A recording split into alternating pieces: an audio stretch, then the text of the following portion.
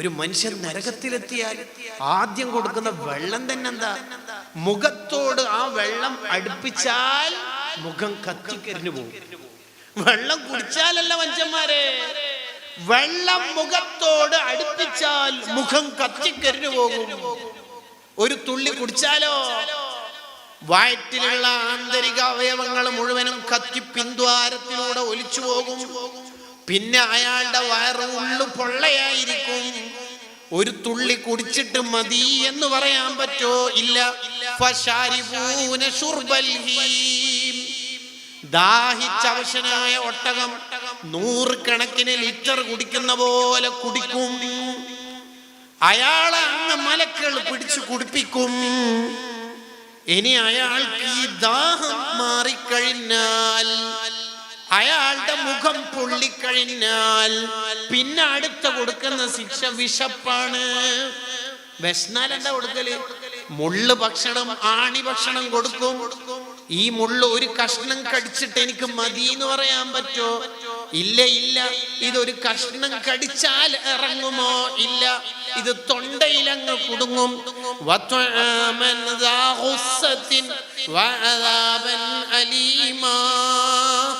ഇതങ്ങ് തൊണ്ടയിൽ കുടുങ്ങി താഴോട്ടില്ല മേലോട്ടില്ല. ഇരുമ്പിന്റെ ആണികൾ അവിടെ തറച്ചുപോയാൽ ഇതൊരു കഷ്ണം തിന്നിട്ട് എനിക്ക് മതി എന്നൊന്നും പറയാൻ പറ്റൂല. പള്ള നിറച്ച് തിന്നോളണം. ചാക്ക് കണക്കിന് ഇട്ടുകൊടുക്കും. അത് ഒറ്റയടിക്ക് അയാള് തിന്നും. എനിക്കൊക്കെ പണ്ട് തഫ്സീർ ജലാലൈനി ഓതുമ്പോൾ ഒരു സംശയം സൂറത്തുൽ വാഖി ഓതുമ്പോൾ ഉണ്ടായിരുന്നു. എങ്ങനെ ഈ ആണി ഒരാൾ ഒരു ചാക്ക് നിറയെ തിന്നൽ? അതിന് ഇമാമിങ്ങൾ തഫ്സീറിൽ എഴുതി വെച്ചു. ഇമാം ഖതീബ് ഷിർബീനി അടക്കം എഴുതി വെച്ചു. മലക്കൾ പിടിച്ച് അവനെ തീറ്റിപ്പിക്കുന്നു. വിശപ്പ് മാറിയാൽ പിന്നെ ദാഹം, ദാഹം മാറിയാൽ പിന്നെ വിശപ്പ്. ഇതൊക്കെ സൂറത്തുൽ വാഖിയിലുള്ളതല്ലേ, നമുക്കറിയുന്ന ആയത്തുകളല്ലേ. ഇതിന്റെ അർത്ഥം ഉസ്താദുമാര് ഇങ്ങനെ തന്നെ പറയുകയുള്ളൂ. അതല്ലേ സൂറത്തുർ റഹ്മാൻ പറഞ്ഞത്, യതൂഫൂന ബൈനഹാ വബൈന ഹമീമിൻ ആൻ. അങ്ങോട്ട് തിന്നാൻ പോകും, തിന്നിട്ട് ഇങ്ങോട്ടേക്ക് കുടിക്കാൻ വരും. യതൂഫൂൻ, അവരിങ്ങനെ തവാഫ് ചെയ്യുകയാണ്. ഇത് പറഞ്ഞിട്ട് ഖുർആൻ എന്താ പറഞ്ഞത്? ഹാദാ നുസുലുൻ, ഹാദാ നുസുലുൻ. ഇത് ജസ്റ്റ് ഒരു അതിരി വന്നാൽ, ജസ്റ്റ് ഒരു ലൈം ജ്യൂസോ അല്ലെങ്കിൽ സിട്രസ് ജ്യൂസോ അല്ലെങ്കിൽ ചിക്കു ഷെയ്ക്കോ ഒക്കെ കൊടുക്കുമല്ലോ, വെൽക്കം ഡ്രിങ്ക് ആയിട്ട്. അത്രേ ആയിട്ടുള്ളൂ. നൂൽപുട്ട്, പൊറോട്ട, പത്തലും ചപ്പാത്തിയും ബിരിയാണിയൊക്കെ വരുന്നുണ്ട്.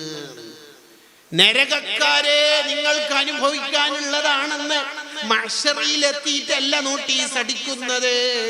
മദ്രസ പഠിക്കുന്ന കാലം മുതൽ നമ്മൾ ഇത് കേൾക്കുന്നില്ലേ? ഇതെന്തിനാ അല്ലാഹ് നമ്മളോട് പറയണത്? നരകത്തിലേക്ക് ഒരാളെ ഇടാനും അല്ലാഹ്ക്ക് ഇഷ്ടമല്ല. പിന്നെന്തിനാണ് ഇത് പറയണത്? തെറ്റൊക്കെ നിർത്തിയിട്ട് വല്ലാഹു യദഉ ഇലാ ദാരിസ്സലാം, എന്റെ മുഅ്മിനീങ്ങളെ നിങ്ങൾക്ക് വെച്ച സ്വർഗ്ഗത്തിലേക്ക് വരണം. അതിനല്ലേ നബി സല്ലല്ലാഹു അലൈഹി വസല്ലം നമ്മളെ വിളിച്ചത്. ദഅ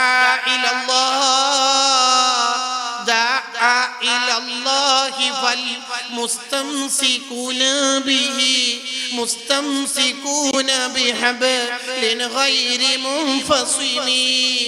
നിങ്ങൾ അല്ലാഹ് പറഞ്ഞതിലേക്ക് നടക്കണമെന്നല്ലേ റസൂലുള്ളാഹ് വിളിച്ചത്. എന്നിട്ട് എത്ര ആള് പോയി? നബി സല്ലല്ലാഹു അലൈഹി വസല്ലം തങ്ങൾ വിളിച്ചപ്പോൾ മരങ്ങൾ വന്നില്ലേ? ജാഅത് ലിദഅവതിഹി, അവിടുന്ന് വിളിച്ചപ്പോൾ മരങ്ങൾ വന്നു. നമ്മൾ എത്ര കാലമായി വിളിക്കാൻ തുടങ്ങി? എത്ര കാലമായി നമ്മളെ വിളിക്കുന്നു? ഒന്ന് നന്നാവൂ. റൗളയിൽ നിന്ന് വിളിയാളം ആത്മീയ പ്രഭയുള്ളവർക്ക് കേൾക്കാൻ പറ്റും. അതല്ലേ ഉമർ ഇബ്നുൽ ഖത്താബ് തങ്ങള് ഒരു ദിവസം റമദാനിൽ ഭാര്യയെ പകലിൽ ചുംബിച്ചു പോയതിന്റെ പേരിൽ രാത്രി സ്വപ്നത്തിൽ വന്നിട്ട് തങ്ങൾ തിരുത്തി കൊടുക്കുന്നു. അടുപ്പമുള്ളവർക്കല്ലേ റസൂലുള്ളാഹിന്റെ തർബിയത്ത് കിട്ടുന്നത്. നമുക്ക് സ്വലാത്തുണ്ടോ? തർബിയത്ത് ഉറപ്പാണ്. ചെറുപ്പക്കാരെ, ബൈക്ക് എടുത്തു പോകുമ്പോ കൗണ്ടർ ഉണ്ടാവട്ടെ ഇല്ലാതിരിക്കട്ടെ, നിന്റെ ചുണ്ടിൽ ഓരോ ഡ്രൈവിങ്ങിന്റെ നേരത്തും സ്വലാത്താണ് മധുരമെങ്കിൽ, നിന്റെ ആദരങ്ങൾ സ്വലാത്തിന്റെ മധുവാണെങ്കിൽ, മുന്നിലൂടെ പോകുന്ന ഒരു പെണ്ണിനെയും നോക്കാൻ നിന്റെ കണ്ണ് സമ്മതിക്കൂല. റൗളയിൽ നിന്നൊരു ബ്ലോക്ക് വരും. അതാണ് തർബിയത്ത്. അതാണ് മുറബിയായ ശൈഖിന്റെ സ്ഥാനത്ത് നിൽക്കുന്ന അമലായ സ്വലാത്ത് എന്ന് പറയുന്ന ഇബാദത്ത്. അങ്ങനെ നമുക്ക് വേണം. ഓരോ തെറ്റ് ചെയ്യുമ്പോഴും സ്വർഗത്തിൽ നിന്ന് അകലുകയാണ്, നരകത്തിലേക്ക് അടുക്കുന്നു. അഞ്ചാമത്തത് അന്നഹു ആദാ അഹബ്ബൽ അശ്യാഇ ഇലൈഹി വഹിയ നഫ്സുഹു. നിനക്ക് ഏറ്റവും ഇഷ്ടപ്പെട്ട നിന്റെ ശരീരമല്ലേ, അതുകൊണ്ടല്ലേ നീ കൃത്യം ഉറങ്ങണത്, തിന്നുന്നത്, വസ്ത്രം ധരിക്കുന്നത്, താടി ശരിയാക്കുന്നത്, സ്കാർഫ് ചുറ്റുന്നത്, അടിപൊളി വസ്ത്രങ്ങളും ധരിച്ച് കോസ്മെറ്റിക്സ് ഒക്കെ ഉപയോഗിക്കുന്നത്. എന്തുകൊണ്ടാണ്? നിന്റെ ശരീരത്തിനോട് നിനക്ക് അത്രയും കടപ്പാടുണ്ട്, നിന്റെ ശരീരത്തിനെ ഇഷ്ടമാണ്. ആ ശരീരത്തിനല്ലേ നീ വേദനിപ്പിക്കുന്നത്? ഈ ശരീരല്ലേ പോയിട്ട് നരകത്തിൽ കിടക്കേണ്ടത്? ഈ ശരീരത്തിനെ ആസ്വദിപ്പിക്കാനാണ് നമ്മൾ ഇത് ചെയ്യുന്നതെങ്കിൽ സുബ്ഹാനല്ലാഹ്, എന്തൊരു മണ്ടത്തരാണ് ചെയ്യുന്നത്. ഈ ശരീരം മോശാവല്ലേ ചെയ്യണത്? ആറാമത്തത് അന്നഹു നജ്ജസ നഫ്സഹു വഖദ് കാന ത്വാഹിറ. എത്ര ശുദ്ധിയുള്ള ശരീരമായിരുന്നു നിന്റെ ശരീരം, അതല്ലേ നീ നജസാക്കി മാറ്റിയത്. ഒരു തെറ്റ് ചെയ്തിട്ട് അപകടത്തിൽപ്പെട്ട ഒരു കുട്ടി 2 പേജ് എഴുതി തന്ന ഒരു എഴുത്ത് എനിക്ക് ഓർമ്മയുണ്ട്. ആ കുട്ടി അതിൽ പറയണത്, അബദ്ധത്തിൽ പെട്ടുപോയി, ഫോണിന്റെ തെറ്റിൽ പെട്ടുപോയി, ആ പഴയ 1ാം ക്ലാസ് 2ാം ക്ലാസ് കാലത്തേക്ക് തിരിച്ചുപോയെങ്കിൽ എന്ന്. അപ്പോഴാണ് എനിക്കും അങ്ങനത്തെ ഒരു ചിന്ത വന്നത്. ആ മദ്രസയിലെ കുട്ടി എഴുതിയപ്പോ ആ കുട്ടി അങ്ങനെ ചിന്തിക്കുക. യഥാർത്ഥത്തിൽ നമ്മൾ എത്ര ശുദ്ധിയുള്ള പ്രകൃതിയായിരുന്നു. കുല്ലു മൗലൂദി യൂലദു അലൽ ഫിത്ര. എത്ര നല്ല ശുദ്ധിയായിരുന്നു നമ്മളെല്ലാവരും. നമ്മളെ മക്കളും ചെറിയ കുഞ്ഞു മക്കള് എത്ര ശുദ്ധിയുള്ളവരാണ്. അതുപോലെ ഒരു കാലം നമുക്ക് അല്ല തന്നിട്ടില്ലേ? ഇതിനല്ലേ നമ്മൾ നജസാക്കി കൊണ്ടിരിക്കുന്നത്. ഏഴാമത്തത് അന്നഹു ഖദ അൽ ഹഫള. നന്മ തിന്മ എഴുതുന്ന മലക്കുകളെ നീ ബുദ്ധിമുട്ടിക്കുകയാണ്. നമ്മളൊരു ഹറാമ് ചെയ്യുമ്പോൾ അതിന് ദുർഗന്ധം ഉണ്ടാവും. തെറ്റിന് ദുർഗന്ധം ഉണ്ടാവും, നന്മക്ക് സുഗന്ധവും ഉണ്ടാവും. ഏറ്റവും നല്ല ഗന്ധം അഥവാ സുഗന്ധം, പരിമളം പരത്തുന്ന ഒരു ഇബാദത്താണ് സ്വലാത്ത്. സ്വലാത്ത് മജ്ലിസിൽ പങ്കെടുത്താൽ അതിന്റെ മണം ഇങ്ങനെ മേലേക്ക് പോയി 7 ആകാശത്തെ മലക്കുകളും ചോദിക്കും, അത്രേ ഇതെവിടുന്നാണ് ഈ പരിമളം? എന്നിട്ട് ആ മലക്കളൊക്കെ അത് വരക്കും. സ്വലാത്ത് മജ്ലിസിൽ പങ്കെടുത്താൽ അങ്ങനെ ഒരു പവർ ഉണ്ട്.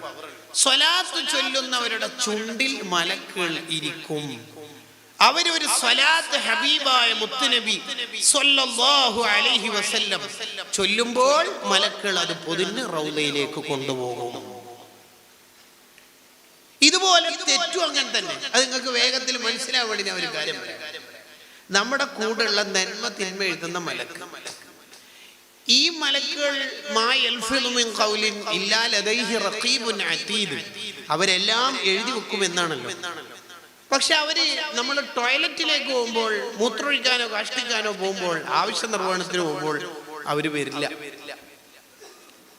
അവര് ബാത്റൂമിലേക്ക് അഥവാ ടോയ്ലറ്റിന്റെ അടുത്തേക്ക് വരില്ല.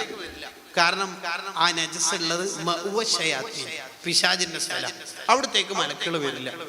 എന്നാൽ ഒരാൾ ടോയ്ലറ്റ് കയറിയിട്ട് ഹറാം ചെയ്താലോ, വൃത്തികേട് വല്ലതും ചെയ്തു, മദ്യപിച്ചു, അങ്ങനെ എന്തെങ്കിലും, ചിലർക്ക് റെയിൽവേ സ്റ്റേഷനിലെ ടോയ്ലറ്റ് കണ്ടാൽ അല്ലെങ്കിൽ ട്രെയിനിലെ ടോയ്ലറ്റ് കണ്ടാൽ അവന്റെ അശ്ലീല സാഹിത്യങ്ങളൊക്കെ വരും.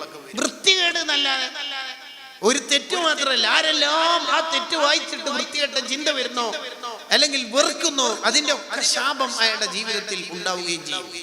വഴിയോരത്ത് മൂത്രമൊഴിക്കരുത് എന്ന ഹദീസും അതിന്റെ വ്യാഖ്യാനവും ഇതിനോട് ചേർത്ത് വായിച്ചാൽ മതി.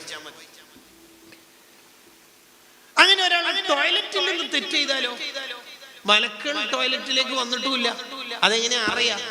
അതിന് ഈ ആയത്തിന്റെ വ്യാഖ്യാനത്തിൽ അയിമ്മത്ത് എഴുതി വെച്ചു, അതിന്റെ വാസന പുറത്തേക്ക് വരും, അപ്പോൾ മലക്കുകൾ അത് എഴുതി വെക്കും. തെറ്റിന് ദുർഗന്ധമുണ്ട് എന്നതിന്റെ ദലീല് പറഞ്ഞു എന്ന് മാത്രം. ഏറ്റവും വലിയ നാറ്റം, ദുർഗന്ധം ഉണ്ടാവുന്ന തെറ്റ് കളവ് പറയലും വൃത്തികെട്ട വ്യഭിചാര അത്യാദിയുള്ള അശ്ലീലങ്ങളും. അതാണ് വളരെ ദുർഗന്ധം ഉണ്ടാവുന്നത്. കളവ് പറയൽ അങ്ങനത്തെ ഒരു ദുരന്തം. തമാശക്ക് പോലും നമ്മൾ കളവ് പറയാൻ പാടില്ല. കിട്ടിയത് മുഴുവനും ഷെയർ ചെയ്യുന്നത് കളവ് പറയുന്നതിന്റെ ഒരു ഭാഗമാണ്. ഒരു മനുഷ്യൻ കളവ് പറയുന്നവനാവാൻ കേട്ടത് മുഴുവനും പറയുന്നവനായാ മതി എന്ന് സ്വഹീഹ് മുസ്ലിമിന്റെ ഹദീസിൽ കാണാം. ഇതേപോലെയാണ് കിട്ടിയത് മുഴുവൻ ഷെയർ ചെയ്യൽ കളവ് പറയുന്നതിന്റെ ഭാഗമാണ്. തമാശക്ക് പോലും നമ്മൾ കളവ് പറയൽ, അത് മലക്കൾക്ക് വല്ലാത്ത വിഷമാണ്. ശരിക്കും പറഞ്ഞാൽ നമ്മൾ ഡിഗ്രി ഒക്കെ പഠിക്കുന്ന കാലത്ത് 3 കൊല്ലത്തേക്ക് ചെങ്സ് ഉണ്ടാവും. ചെങ്ക് ബ്രോ HBD അല്ലേ ഉണ്ടാവും. +2 ഹയർ സെക്കൻഡറി കാലത്ത് 2 വർഷം. കുറച്ചു കാലം നമ്മളെ എങ്ങനെ പിരിയാൻ തോന്നില്ല എന്നുള്ള പറഞ്ഞാൽ 2 ആഴ്ച ഉണ്ടാവും, പിരിയാലും ചെയ്യും ഉറപ്പ്.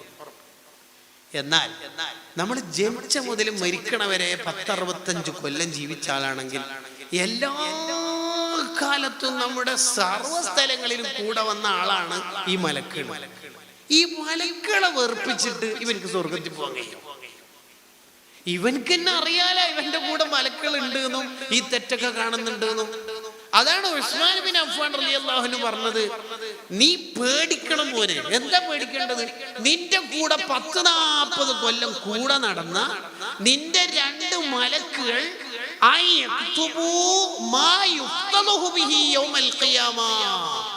ആഖിറത്തിൽ നിന്നെ വഷളാക്കുന്ന തെറ്റ് നിന്നെ കുറിച്ച് എഴുതുന്നുണ്ടോ എന്ന് നീ പേടിക്കണം എന്ന് സയ്യിദുനാ ഉസ്മാൻ ബിൻ അഫ്ഫാൻ റളിയല്ലാഹു അൻഹു. ആഖിറത്തിൽ എന്ന് പറഞ്ഞാല് കിതാബ് കൊടുക്കുമ്പോ തെറ്റാണ് കൂടുതലെങ്കിൽ അയാൾക്ക് അപ്പൊ തന്നെ മനസ്സിലാവും ഞാൻ പരാജയപ്പെട്ടിട്ടുണ്ട്. അപ്പൊ ഇയാൾ കിതാബ് വാങ്ങൂല. എന്തേ? ഇടത്തെ ഭാഗത്തൂടെ കിതാബ് കൊടുക്കുമ്പോ ഇയാൾ വാങ്ങൂല.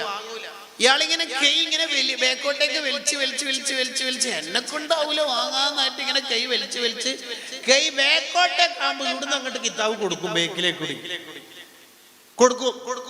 വായിക്കടാ, വായിപ്പിക്കും. ഇയാളങ്ങനെ വായിക്കാൻ തുടങ്ങി. അപ്പൊ ഇയാളെ തെറ്റിങ്ങനെ ഫോണിൽ ഹറാമ് കണ്ടു, അവനോട് ചാറ്റ് ചെയ്തു, അവളോട് ചാറ്റ് ചെയ്തു, അത് മോഷ്ടിച്ചു. ഇതൊക്കെ കേൾക്കുമ്പോ ഉമ്മ ഒച്ചത്തിലാ വായിക്കല്. ഉമ്മ ഉപ്പ ഭാര്യ ഭർത്താവ് ഇങ്ങനെ ഭയങ്കര ആശ്ചര്യപ്പെടും. എല്ലാവരും അമ്പിയാക്കൾ, ഔലിയാക്കൾ, സ്വാലിഹീങ്ങൾ, മഹാന്മാര്, മദ്രസയിൽ പഠിപ്പിച്ച ഉസ്താദ്, സ്കൂൾ പഠിച്ച ടീച്ചേഴ്സ്, എല്ലാവരും ഇങ്ങനെ അത്ഭുതം. ഇവനാ ഇത്രയും തമ്മാടിയാ, ഇയാൾ ഇത്രയും തെറ്റ്. പിന്നെ ഇയാൾക്ക് രഹസ്യം എന്ന് അറിയുന്ന ഒന്നും ഉണ്ടാവില്ല, എല്ലാം പരിശീലിച്ചിട്ടുണ്ട്. നാണക്കടാവും. എല്ലാരും കേൾക്കുന്നുണ്ട്, ശ്രദ്ധിച്ച് കേൾക്കും, എല്ലാരും കേൾക്കും. ഇവന്റെ ജ്യേഷ്ഠൻ, ഭാര്യ, മക്കള്, സ്വന്തം മക്കള് വരെ പറയും. ചെറുപ്പക്കാരനായ ഉപ്പ ഇങ്ങനെ വായിക്കുമ്പോ ഹറാമ് കണ്ട ഉപ്പ എന്താ ഇത്? അപ്പോൾ ഇയാൾക്ക് പിന്നെ ഒറ്റ രക്ഷയുള്ളൂ. എന്താ രക്ഷ എന്നറിയോ? ഇയാള് തെറ്റ് ചെയ്തിട്ടില്ല എന്നൊരു കളവ് പറഞ്ഞോക്കാം, അത് അയാൾ ന്യായം കേൾക്കാൻ തുടങ്ങും. വായന നിർത്തുമ്പോ എന്താടാ വായിക്കാതെ? ഇക്ര കിതാബ്, നിന്റെ വായിക്കട കിതാബ്. അപ്പൊ ഇയാള് പറയും ഞാനിതൊന്നും ചെയ്തിട്ടില്ല, മലക്കൾ അടിച്ച് എഴുതി വെച്ചതാണ്. അപ്പോഴാണ് വായക്ക് സീലൊക്കെ കളവ് പറയുന്ന. അല്ലാണ്ട് മഹ്ശറിൽ പോയപാട് ശീലം വെക്കൂല. ഇവൻ കളവ് പറയാൻ ശ്രമിക്കുമ്പോഴാണ് സീലൂക്ക്. അപ്പൊ ബാക്കിനെ എന്താ ചെയ്യാ? ഇനിയുണ്ടല്ലോ കുറെ. തുടങ്ങും. കൈ സംസാരിച്ചിട്ട് ഈ 2 വിരലുകൾ പറയും ഞാനാന്ന് അധികം ക്ലിക്ക് ചെയ്യല്. ഈ വിരലിന് നമ്മൾ നോക്കി ദേഷ്യം പിടിച്ചിട്ടൊന്നും കാര്യമില്ല. ഇപ്പൊ നമ്മൾ ഫോണിൽ ഹറാം ഇങ്ങനെ കാണുമ്പോ നമ്മൾ വിചാരിക്കും ഈ 2 വിരലിന് ഭയങ്കര ഇഷ്ടമാണ് ഇത് ചെയ്യല്. ഇതിന്റെ മുഴുവൻ ദേഷ്യവും അവിടെ എത്തിയിട്ട് തീർക്കും. എനിക്കിതൊന്നും ഇഷ്ടമല്ലായിരുന്നു, ഇയാൾ എന്നെ കൊണ്ട് ചെയ്യിപ്പിച്ചതാണ്. കാല് സാക്ഷി. ഞാൻ അങ്ങോട്ടേക്ക് പോയതെന്നും. ആദ്യം സംസാരിക്കുന്ന അവയവം വലത്തെ ഭാഗത്തെ തൊടയാണ്. ദുർറുൽ മൻസൂറിൽ കാണാം. ഒന്നാമത് അതാ സംസാരിക്കും. പിന്നെ കണ്ണ് സംസാരിക്കും, ചെവി സംസാരിക്കും. ഹെഡ്സെറ്റ് ആദ്യം ഹെഡ്സെറ്റ് ആയിരുന്നു. 2022 ശേഷം ബ്ലൂടൂത്ത് ആയത്. അങ്ങനെ അങ്ങനെ അങ്ങനെ അങ്ങനെ പോയി. മക്കളെ ഇതെല്ലാം കോടതിയിൽ പറയണം. എംപാപ്പല്ല ജീവിതം. നമ്മൾ മോമിനിങ്ങളാണ്. ഈടുന്ന് സുഖിക്കാനല്ല, സുഖം അവിടെയാണ്. നമ്മുടെ ജീവിതം നന്മയുള്ള ജീവിതമാണ്. ഏതെങ്കിലും ബൂട്ടിന്റെ അടിയിൽ പണയം വെക്കാനുള്ളതല്ല മോമിനീങ്ങളായ ചെറുപ്പക്കാരുടെ തല. നമുക്കൊരു ജീവിതമുണ്ട്. ആ ജീവിതം എന്ന് പറയുന്നത് ആഖിറത്തിലാണ്. അഭിനാ ദുനിയല്ല, നമ്മൾ ആഖിറത്തിന്റെ മക്കളായി നമ്മൾ മാറണം. ഇവിടെ അടിച്ചു പൊളിക്കാൻ വന്നവരല്ല, ഇത് കഷ്ടപ്പെടാൻ വന്നവരാണ്. ഏതെങ്കിലും സഖാഫിയുടെ ഭാര്യക്ക് പറഞ്ഞ നിയമമല്ല ഹിജാബ് എന്ന് പറയുന്നത്. മുസ്ലിമത്തായ സ്ത്രീക്ക് പറഞ്ഞ നിയമം. ഫാത്തിമ എന്ന് പേരിട്ടാൽ അങ്ങോട്ട് ഫാത്തിമയാവോ? ഇത് ഫാത്തിമ ബീവി വഫാത്തിന്റെ തലേരാത്രി വസിയത്ത് ചെയ്തത്, ഞാൻ നാളെ മരിച്ചാൽ രാത്രി ഖബറടക്കിയാൽ മതി. എന്തേ കാരണം? എന്നെ പൊതിഞ്ഞ കഫം പുട ഒരു അന്യ പുരുഷൻ കാണണ്ടെന്ന് വിചാരിച്ചിട്ട്. ഇതാ ഫാത്തിമ ബീവി കുപ്പ കൊടുത്ത ഏറ്റവും വലിയ ദീനി ബോധം എന്ന് പറയുന്നത്. ഡ്രോപ്പ് ചെയ്യലല്ല, അങ്ങാടിയിൽ പിക്ക് ചെയ്യലല്ല, നമ്മൾ പഠിക്കണം ദീൻ. ഇങ്ങനെ കൂടെ നടന്ന മലക്കുകളെ പ്രയാസപ്പെടുത്തുന്ന ഒരു സാധനമാണ് നമ്മൾ ചെയ്യുന്ന തെറ്റ് എന്ന് ഓർമ്മ വേണം. എട്ടാമത്തെ ദുരന്തം എന്താണ്? അന്നഹു ഖദ് അഹ്സനൻ നബിയ സ്വല്ലല്ലാഹു അലൈഹി വസല്ലം ഫീ ഖബരിഹി. റൗളയിൽ കിടക്കുന്ന റസൂലുള്ളാഹിന്റെ ഖൽബിനെ വേദനിപ്പിക്കുന്നതാണ് നമ്മൾ ചെയ്യുന്ന തെറ്റുകുറ്റങ്ങൾ. റാബിയത്തുൽ അദവി റളിയല്ലാഹു അൻഹു ഒരു ദിവസം 400 റക്അത്ത് സുന്നത്ത് നിസ്കരിക്കും. ഒരാൾ ചോദിച്ചു, നിങ്ങൾ എന്തിനാ ഇത്രയും റക്അത്ത് സുന്നത്ത് നിസ്കരിക്കണം? സ്വർഗം കിട്ടാനാണോ? അല്ല. നരകത്തുനിന്ന് രക്ഷ അല്ല. പിന്നെ ഇത് കണ്ടിട്ട് എൻ്റെ മുത്തുനബി സല്ലല്ലാഹു അലൈഹി വസല്ലം തങ്ങൾക്ക് റൗളയിൽ നിന്ന് ഹാപ്പി ആവാനാണ്. നമ്മൾ എന്താ അങ്ങനെ ചെയ്തത് തങ്ങൾക്ക് വേണ്ടിയിട്ട്? ബുഖാരി ഇമാം പറയുന്നുണ്ട്, എന്നോട് അള്ളാഹു ചോദിക്കുകയാണെങ്കിൽ ആഖിറത്തിൽ, അല്ല ബുഖാരി നീ എന്താണ് എനിക്ക് വേണ്ടിയിട്ട് കാര്യമായിട്ട് ചെയ്തത് എന്ന് ചോദിച്ചാൽ ഞാൻ അള്ളാഹിനോട് പറയൂ, 10,000-ലധികം കിലോമീറ്ററുകൾ യാത്ര ചെയ്തിട്ട് 400-ലധികം ഉസ്താദുമാരെ കണ്ടെത്തിയിട്ട് 6 ലക്ഷത്തിലധികം ഹദീസുകൾ ശേഖരിച്ചിട്ട് 7,000 ഹദീസിലേക്ക് ചില്ലറ ഹദീസ് ചുരുക്കിയിട്ട് ഓരോ ഹദീസ് എഴുതുമ്പോഴും 2 റക്അത്തിന് വേണ്ടി വുളു എടുത്ത് കുളിച്ചു, സുഗന്ധം പൂശി അടിപൊളിയായിട്ട് 2 റക്അത്ത് ഇസ്തിഖാറത്ത് ഓരോ ഹദീസിനും വേണ്ടിയിട്ട് അങ്ങനെ നിസ്കരിച്ച് അത്രയും ഡബിൾ സുജൂദ് ചെയ്തിട്ട് 16 കൊല്ലം കൊണ്ട് നിലാ വെളിച്ചത്തിന്റെ ഫലത്തിൽ എഴുതിയ സഹീഹുൽ ബുഖാരി ഇതാ എന്ന് മറ്റേ അള്ളാഹ് കൊടുത്തു. എന്തൊക്കെ ഉണ്ടാ പറയാൻ അള്ളാഹിന്റെ അടുത്ത്? എന്തെങ്കിലും ഉണ്ടാ പറയാൻ അള്ളാഹുവിന്റെ അടുത്ത്? മനുഷ്യന്മാരെ നമ്മൾ മരിക്കാനായില്ലേ? ഇതുവരെ ജീവിച്ച അത്രയും കാലം ഇനിയും ജീവിക്കുമെന്നായിരിക്കും ഉറപ്പുണ്ട് നമുക്ക്. ഇപ്പം വയസ്സ് 20, ഇനി ഒരു 20 കൂടി ജീവിച്ചിട്ട് 40 ആവുന്നു. ഇതുവരെ ജീവിച്ചതിന്റെ പകുതി ജീവിക്കും നമുക്കായിരിക്കും ഉറപ്പുണ്ടാവും. നമ്മൾ മരണത്തിലേക്കല്ല എടുക്കുന്നത്. നബി സല്ലല്ലാഹു അലൈഹി വസല്ലം തങ്ങൾക്ക് ഹാപ്പി ആവാന് ഡെയിലി 400 റക്അത്ത് നിസ്കരിച്ചിട്ട് റാബിയ ബീവി പറയണ വർത്താനം എന്താണെന്നറിയോ? എന്നിട്ട് റൗളയിലുള്ള തങ്ങൾ ബാക്കി അമ്പിയാക്കളോട് അർവാഹിന്റെ ലോകത്തുനിന്ന് പറയണം, അമ്പിയാക്കൾ എന്റെ ഉമ്മത്തിൽപ്പെട്ട ഒരു പെണ്ണിന്റെ ഇബാദത്ത് നോക്ക്.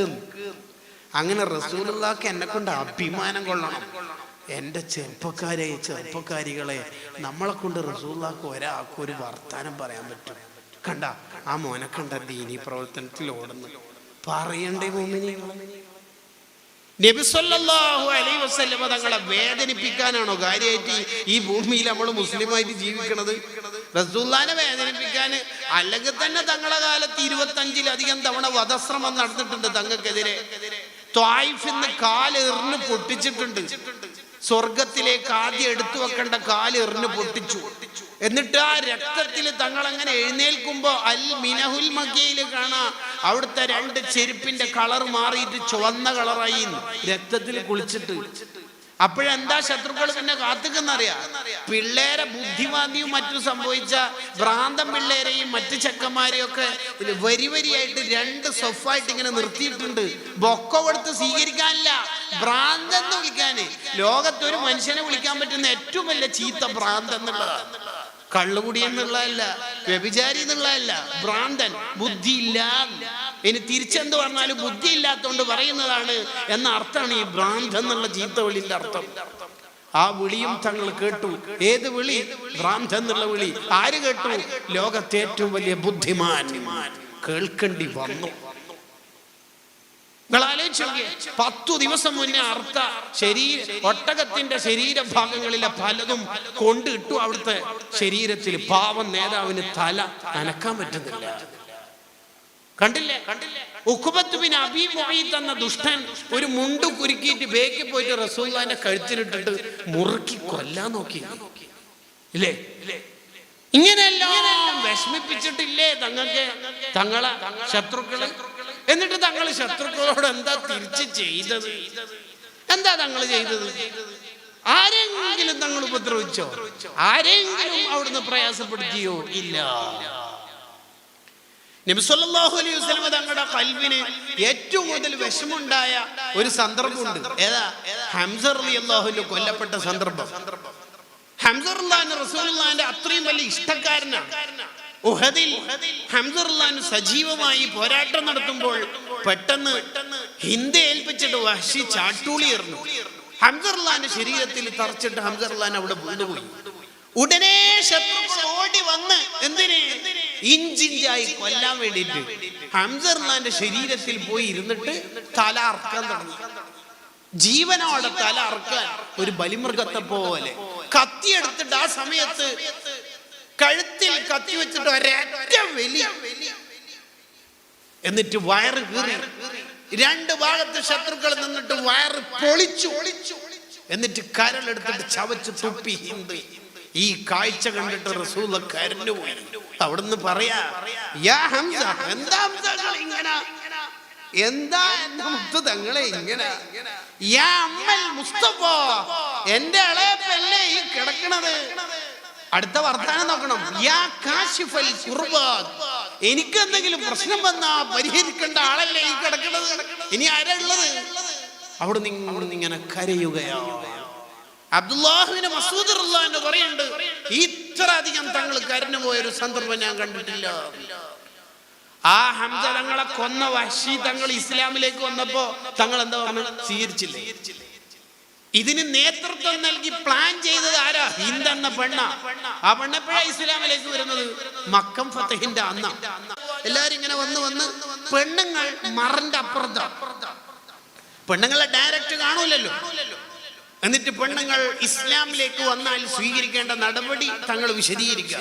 മറന്നിപ്പുറത്ത് ഒന്നാമത് പറഞ്ഞു, അല്ല യുശ്രികുന ബില്ലാഹ്, ശിർക്ക് ചെയ്യാൻ പാടില്ല ഇസ്ലാമിലേക്ക് വന്നാൽ. അപ്പൊ ഒരു പെണ്ണപ്പുറത്ത് നിന്ന് അതെന്തിനാ പറയേണ്ട ആവശ്യം? ശിർക്ക് ചെയ്യാത്തോണ്ട് തന്നെ ഇസ്ലാമിലേക്ക് വരുന്നത്. അതിന് പിന്നെ കാര്യമായിട്ട് പറയുന്നത് അങ്ങനെ. എന്നാ അടുത്ത പറയാം, കുട്ടികളെ കൊല്ലരുത്. നമ്മളെ കുട്ടികളെ കൊല്ലോ? നിങ്ങൾ എന്തിനാ കാര്യമായിട്ട് ഇങ്ങനത്തെ നിബന്ധനൊക്കെ പറയണത്? റസൂലുള്ളാഹി പറയുന്നതിനല്ല ട്രോള്. അടുത്തത് മോഷണം നടത്താൻ പാടില്ല കേട്ടോ. ഇസ്ലാമിലേക്ക് വന്നാൽ പാടില്ല. നമ്മൾ വേറെ ആളെ സ്വത്ത് മോഷ്ടിക്കാൻ നമുക്ക് എന്താ പൈസ ഇല്ലേ? പണമില്ലേ?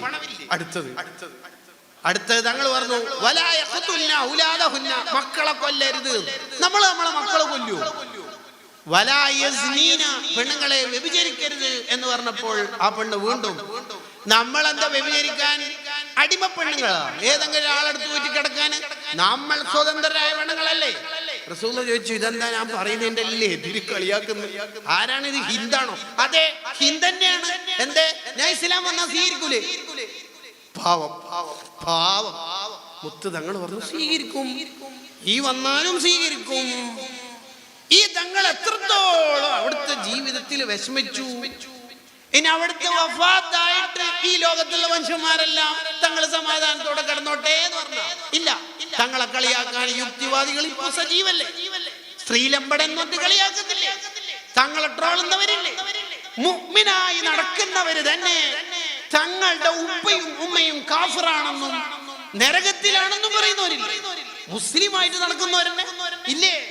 നമ്മൾ ഉപ്പ കള്ളൂടിയനാന്ന് പറഞ്ഞാൽ നമുക്ക് എത്ര വിഷമം ഉണ്ടാവും. ഇത് കാഫിറാന്നല്ലേ പറഞ്ഞത്? ആരെ കുറിച്ചിട്ട്? ഉമ്മാനെ കുറിച്ച്. ഏതുമ്മാന? ആമിന ബീവിനെ കുറിച്ച്. ആരാണ് ഈ ആമിന ബീവി? റസൂലുള്ളാഹിനെ അത്രയും മാസം വയറ്റിൽ വെച്ച് ജീവിച്ച പൊന്നുമ്മാനെ കുറിച്ച്. റസൂലുള്ളാഹിന്റെ ഉമ്മയല്ലേ ആമിന ബീവി? ആമിന ബീവി ഗാഫറത്താണ്, നരകത്തിലാന്ന് പറയുന്നവർ മുസ്ലിമായിട്ട് നടക്കുന്നവർ തന്നെ ഇല്ലേ? ആ തങ്ങളെ വിഷമിപ്പിക്കാൻ ഇനി സുന്നികളും ഇറങ്ങണോ? വേണോ? നമ്മൾ ഓരോ തെറ്റ് ചെയ്യുമ്പോഴും അവിടുത്തെ ഖൽബാണ് വേദനിക്കുന്നത് എന്ന ചെറിയൊരു മഹബത്തിന്റെ ചിന്ത ഉണ്ടെങ്കിൽ നമ്മളൊരു ഹറാമും കാണൂല, നമ്മളൊരു ഹറാമും ചെയ്യൂല, നമ്മളൊരു തെറ്റിനും കൂട്ടു നിൽക്കൂല. എട്ടാമത്തെ അബദ്ധം, അന്നഹു അശ്ഹദ അലാ നഫ്സിഹി. മോനെ, നീ ഒരു തെറ്റ് ചെയ്യുമ്പോൾ ഉള്ള പ്രശ്നം ചുറ്റുവട്ടത്തുള്ള എല്ലാവരും നിനക്ക് എതിര് സാക്ഷി നിൽക്കുന്നു. വഅഖ്റജത്തിൽ അർളു അസ്ഖാലഹാ. ഭൂമി എല്ലാം ആഖിറത്തിലേക്ക് പുറത്തേക്ക് ഇടും എന്ന് പറഞ്ഞാൽ, നമ്മുടെ റൂമിൽ നിന്ന് നമ്മൾ ഒരു തെറ്റ് ചെയ്യുമ്പോൾ ആ തെറ്റ് ചെയ്യുമ്പോൾ കിടന്ന കട്ടിള, ബെഡ്ഷീറ്റ്, ബെഡ്, അവിടുന്ന് ഓഫാക്കിയ സ്വിച്ച്, അതിലുപയോഗിച്ച സ്വിച്ച് ബോർഡ്, വാതില്, ഡോറ്, കുറ്റി, ആരും കാണാതിരിക്കാനിട്ട കുറ്റി അടക്കം എതിര് സാക്ഷി. ഫർള് ഒരു സ്ഥലത്ത് നിസ്കരിച്ചാൽ സുന്നത്ത് നിസ്കരിക്കുമ്പോൾ മാറണം എന്ന് പറയണത് എന്തിനാ? രണ്ട് സ്ഥലവും സാക്ഷിക്കാനാണ്. ഇതേപോലെ നമ്മൾ ചെയ്ത എല്ലാ തെറ്റും ആ സ്ഥലങ്ങൾ എതിര് സാക്ഷി. 10 അന്നഹു ഖാന ജമീഅൽ ആദമീന വഅസാ റബ്ബൽ ആലമീൻ. നീ എല്ലാ മുഅ്മിനീങ്ങളെയും വഞ്ചിച്ചിട്ട് അള്ളാഹുവിനോട് ധിക്കാരം ചെയ്യുകയാണെന്ന് ഓർമ്മ വേണം. ഞാൻ എൻ്റെ സംസാരം അവസാനിപ്പിക്കുകയാണ്. തെറ്റുകുറ്റങ്ങളില്ലാത്ത ജീവിതം നയിച്ചാൽ നമുക്ക് ആഖിറത്തിൽ രക്ഷപ്പെടാൻ പറ്റും. നമ്മുടെ മക്കൾ സ്വാലിഹീങ്ങളാകും. അള്ളാഹു നമ്മുടെ മക്കളെ നന്നാക്കി തെരുമാറാവട്ടെ. ഖാജ മുഈനുദ്ദീൻ ചിശ്തി അജ്മീരി ഖദ്ദസല്ലാഹു സിറ, അവിടുത്തെ ബർക്കത്തുകൊണ്ട് തഖ്വ ഉള്ള ഒരു ജീവിതം, ആരെയും വെറുപ്പിക്കാത്ത ജീവിതം നയിക്കാൻ നമുക്ക് തൗഫീഖ് നൽകുമാറാവട്ടെ. ബഖ്തിയാർ കഅക്കി ദഹ്ലവി റളിയല്ലാഹു അൻഹു അവിടുത്തെ പ്രിയപ്പെട്ട ശിഷ്യനാണ്. ആ മഹാൻ പറയുന്നുണ്ട്, 20 കൊല്ലം ഞാൻ ഖാജ തങ്ങളുടെ കൂടെ നിന്നിട്ട് ഒരു തെറ്റും അവിടുത്തെ ജീവിതത്തിൽ ഞാൻ കണ്ടില്ല. ഒരാളെയും അവിടുന്ന് വിഷമിപ്പിച്ചിട്ടില്ല. അവിടുത്തെ സ്വഭാവം അത്രയും മനോഹരമായ സ്വഭാവമായിരുന്നു. നമ്മുടെ കൂടെ 10-36 കൊല്ലം ജീവിക്കുന്ന നമ്മുടെ ഭാര്യ, നമ്മുടെ ഭർത്താവ്, അവരെ വിഷമിപ്പിക്കരുത്. അവരെയാണ് നമ്മൾ ഏറ്റവും കൂടുതൽ സ്നേഹിക്കേണ്ടത്. അവരെയാണ് നമ്മൾ മഹബത്ത് വെക്കേണ്ടത്. ഇതുവരെ പറഞ്ഞതൊക്കെ തെറ്റിന്റെ ഗൗരവമാണ്. 2 കാര്യങ്ങൾ പറഞ്ഞ് ഞാൻ എൻ്റെ സംസാരം അവസാനിപ്പിക്കുകയാണ്. തെറ്റുകുറ്റങ്ങൾ പൊറുക്കാനുള്ള സിമ്പിളായ ഒരു കാര്യം, ഒന്ന് നിസ്കരിച്ച സ്ഥലത്ത് തന്നെ ഇരിക്കലാണ്. അതിനേക്കാൾ ദോഷം പൊറുക്കാൻ എളുപ്പമായ വേറെ മാർഗമില്ല എന്ന് ഇമാമിങ്ങൾ എഴുതി വെക്കുന്നുണ്ട്. ഏറ്റവും എളുപ്പമുള്ള കാര്യമാണ് ദോഷങ്ങൾ പൊറുക്കാൻ നിസ്കരിച്ച സ്ഥലത്ത് തന്നെ ഇരിക്കൽ. രണ്ടാമത്തത്, മുഅ്മിനീങ്ങളുടെ വിഷയത്തിൽ നമ്മൾ ഇടപെടൽ. മൻ മശാലി ഹാജത്തി അഖീഹിൽ മുസ്ലിം, ഒരു മുഅ്മിന്റെ ആവശ്യത്തിന് വേണ്ടി നമ്മൾ സാന്ത്വന പ്രവർത്തനത്തിന് വേണ്ടി നടന്നാൽ, മനുഷ്യ സ്നേഹിയായി നമ്മൾ ജീവിച്ചാൽ, ഹദീസിൽ കാണാം, ഗുഫറ ലഹു മാ തഖദ്ദമ മിൻ ദംബിഹി വമാ തഅഖർ. നീ ജീവിതത്തിൽ ചെയ്ത എല്ലാ തെറ്റുകളും പൊറുക്കും. വരാനിരിക്കുന്ന കാലം നല്ല ജീവിതം അള്ളാഹു നൽകുകയും ചെയ്യും. നമ്മളൊക്കെ ബാക്കിയുള്ളവർക്ക് വേണ്ടി ജീവിക്കണം. അതാണ് നമ്മുടെ സാന്ത്വനം, അതാണ് നമ്മുടെ സംഘടനാ പ്രവർത്തനം. നിങ്ങൾ കണ്ടില്ലേ, നമ്മളൊരു കുടുംബക്കാരുടെ, ഒരു സുഹൃത്തിന്റെ രോഗം കാണാൻ വേണ്ടി പോയി. രോഗിയുടെ അടുത്ത് നിന്നിട്ട്, ഞാൻ പോവുകയാണ് ഉമ്മാമ, മുത്താപ്പ ഞാൻ പോവുകയാണ്, ഉപ്പാപ്പ ഞാൻ പോവുകയാണ്. എന്താ മോനെ നീ പെട്ടെന്ന് പോണത്? മോളെന്താ പെട്ടെന്ന് പോണത്? അപ്പൊ ഈ മോൻ പറയാണ്, പള്ളിയിൽ ജമാഅത്ത് തുടങ്ങും, ഇപ്പം ബാങ്ക് കൊടുത്തിട്ടുണ്ട്. അപ്പൊ ഉപ്പാപ്പ, മോൻ ഇവിടെ കുറച്ച് നിൽക്കുമെന്തോ എനിക്ക് സുഖമാകുന്ന പോലെ ഉണ്ട്, പനി കുറയുന്ന പോലെ ഉണ്ട്, എന്തോ ഒരു സമാധാനമുണ്ട്. അവിടെ എന്താ ഇസ്ലാമിന്റെ നിയമം എന്നറിയോ? ആ രോഗിയെ അവിടെ ഇരുന്നു കൊണ്ട് നമ്മൾ സമാധാനിപ്പിക്കലാണ് ഇപ്പോൾ നീ ജമാഅത്തിന് പോകുന്നതിനേക്കാൾ അഫ്ളലെന്ന് ആര് പറയുന്നു? ഖാത്തിമത്തുൽ മുഹഖിഖീൻ അല്ലാമ ഇബ്നു ഹജറുൽ ഹൈതമി റഹിമഹുല്ലാഹ് അവിടുത്തെ തുഹ്ഫത്തുൽ മുഹ്താജിൽ എഴുതി വെക്കുകയാണ്. സാന്ത്വന പ്രവർത്തനത്തിന് അത്രയും വലിയ പ്രതിഫലമുണ്ട്. നൂറുകണക്കിന് മുഅ്മിനീങ്ങളുടെ ആവശ്യം നിർവഹിച്ചു കൊടുക്കുമ്പോൾ, അതിന് മീറ്റിംഗ് കൂടുമ്പോൾ അതിന്റെ കൂലി ചില്ലറല്ല. അതാണ് ഒരു മുഅ്മിനിന്റെ ഒരു ആവശ്യം നിർവഹിച്ചു കൊടുക്കാൻ ഇബ്നു അബ്ബാസ് റളിയല്ലാഹു അൻഹുമാ മദീനത്തെ പള്ളിയിൽ നിന്ന് തവാഫ് ഒഴിവാക്കിയിട്ട് പോവുകയാണ്. ഒരാൾ ചോദിച്ചു, എന്താ ഉസ്താദ് തവാഫ് ഒഴിവാക്കിയിട്ട് എന്തിനാ പോണത്? മദീനത്തെ പള്ളിയിൽ നിന്ന് ഇത്തികാഫ് ഒഴിവാക്കി, മക്കത്തെ പള്ളിയിൽ നിന്ന് തവാഫ് ഒഴിവാക്കി. മഹാന്മാരുടെ ചരിത്രത്തിന്റെ ആറ്റിക്കുറിച്ച് പറഞ്ഞാൽ അവരൊക്കെ പറഞ്ഞത് ഇവിടുന്ന് തവാഫ് ചെയ്യുന്നതിനേക്കാൾ, ഈ മദീനത്തെ പള്ളിയിൽ ഇത്തികാഫ് ഇരിക്കുന്നതിനേക്കാൾ കൂലി ഒരാളുടെ ആവശ്യം നിർവഹിച്ചു കൊടുക്കലാണ്. നമ്മളൊന്നും ഒറ്റയാവാതെ ഒരാശയമായി ജീവിച്ച് ഒരുപാട് മുഅ്മിനീങ്ങൾക്ക് സാന്ത്വന പ്രവർത്തനങ്ങൾ നടത്തി ദീനീ പ്രവർത്തകരായി മാറണം. അതാണ് ഖാജാ തങ്ങളുടെ ജീവിതം. അതുകൊണ്ടാണ് അവർ ഗരീബ് നവാസായി, പാവങ്ങളുടെ അഭയകേന്ദ്രമായി മാറിയത്. അള്ളാഹു ഒരാളെ ഇഷ്ടപ്പെട്ടാൽ ബാക്കി പലരുടെയും ആവശ്യങ്ങൾ അയാൾ മുഖേന നിർവഹിക്കപ്പെടുമെന്ന് ഹദീസിൽ കാണാം. ഒരൊറ്റ ചരിത്രം ബർക്കത്തിന് വേണ്ടി പറഞ്ഞ് ഞാൻ എൻ്റെ സംസാരം അവസാനിപ്പിക്കുന്നു. മഹാനായ ഖാജാ തങ്ങളുടെ പ്രിയപ്പെട്ട ശിഷ്യനാണ് ബഖ്തിയാർ കാക്കി ദഹ്ലവി റളിയല്ലാഹു അൻഹു. ദഹ്ലവി എന്ന് പറഞ്ഞാൽ ഡൽഹിക്കാരൻ, പേര് ബഖ്തിയാർ എന്ന. കാക്കി എന്ന് പേര് വരാൻ കാരണം വീട്ടിൽ വല്ലാതെ ദാരിദ്ര്യം വന്നാൽ മക്കള് കരയാണെങ്കിൽ വിരല് കൊണ്ട് ഇഷാറത്താക്കി അവിടുന്ന് കേക്ക് കൊടുത്ത് കറാമത്തിലൂടെ അത് സംഭവിച്ചു എന്നതുകൊണ്ടാണ് കാക്കി എന്ന് പേര് വന്നത്. ആ മഹാനായ ബഖ്തിയാർ കാക്കി ദഹ്ലവി തങ്ങൾ എല്ലാ ദിവസവും ആയിരക്കണക്കിന് സ്വലാത്ത് ചെല്ലുന്ന മഹാനാണ്. 3 ദിവസം കല്യാണ തിരക്കിൽ സ്വലാത്ത് മുടങ്ങിപ്പോയി. അപ്പോഴാണ് ബക്കർ ബിൻ മുഹമ്മദ് എന്ന് പറയുന്ന പണ്ഡിതൻ വന്നിട്ട് പറയാണ്, നിങ്ങൾ സ്ഥിരം ചൊല്ലുന്ന സ്വലാത്ത് കിട്ടുന്നില്ലെന്ന് പരാതി വന്നിട്ടുണ്ട്. ആരാ നിങ്ങളോട് പറഞ്ഞത്? റഅയ്തുൽ ബാരിഹ, ഞാൻ ഇന്നലെ രാത്രി നബി സല്ലല്ലാഹു അലൈഹി വസല്ലം തങ്ങളെ സ്വപ്നത്തിൽ കണ്ടു. തങ്ങൾ പറഞ്ഞു, സ്ഥിരം ചൊല്ലുന്ന സ്വലാത്ത് ബഖ്തിയാറിന്റെ അടുത്ത് നിന്ന് കിട്ടിയില്ലല്ലോ 3 ദിവസമായിട്ട്. ഇത് കേട്ടപ്പോൾ മഹാൻ കരയുകയാണ്. ലക്ഷക്കണക്കിന് സ്വലാത്ത് ചൊല്ലിത്തീർക്കുകയാണ്.